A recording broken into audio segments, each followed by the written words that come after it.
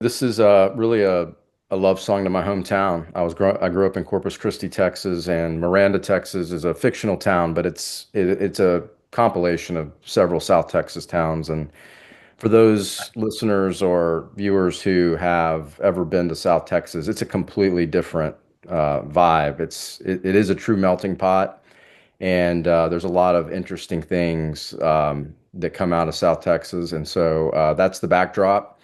And then Annika Raven is, the protagonist here, and she's trying to come home. She's left town. She was the former homecoming queen of her high school, and she's left town and coming back to really rescue her little sister from danger. And there's some family aspects to it, but then also a Category 5, 100-year storm, which we're very accustomed to. Maybe not Category 5s, but I grew up in that area. You kind of grow up measuring time by hurricanes. My grandfather used to say, like, I was born a year after Hurricane Celia, right? And it's just part of the DNA.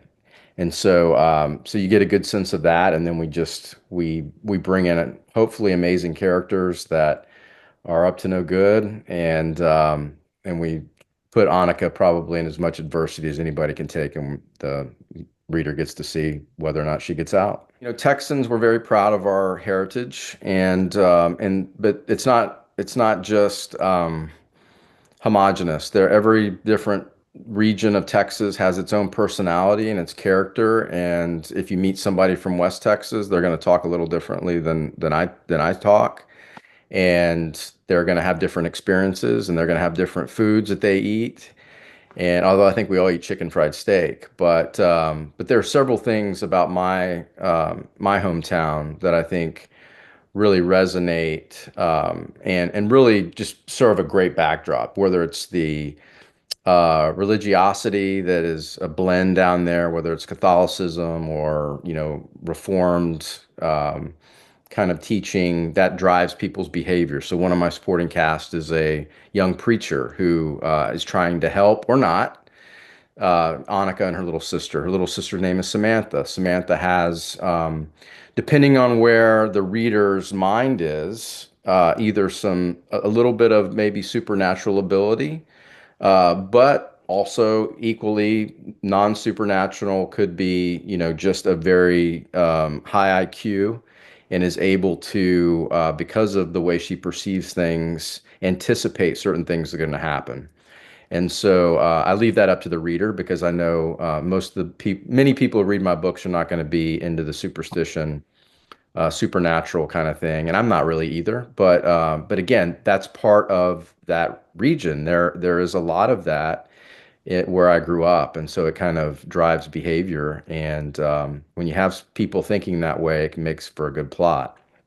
So I think it's given we're right there on the Gulf, whatever you want to call it these days, right there on the Gulf, and so just having that storm coming from the very beginning of the book, and with that town's history of storms, it just sets the tone very early that there's something that's going to be very dreadful on its way.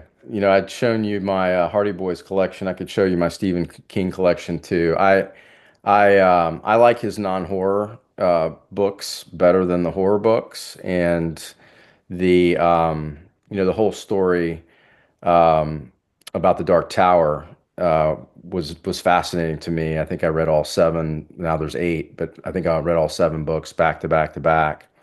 And I've kind of relied on Stephen King to help me think. Not that I know him personally, but just through his On Writing book and just through reading all of his books, how to think about character development. I think he's the best in the business at that. And then also weaving in different characters from his different stories. I'm a big fan of that.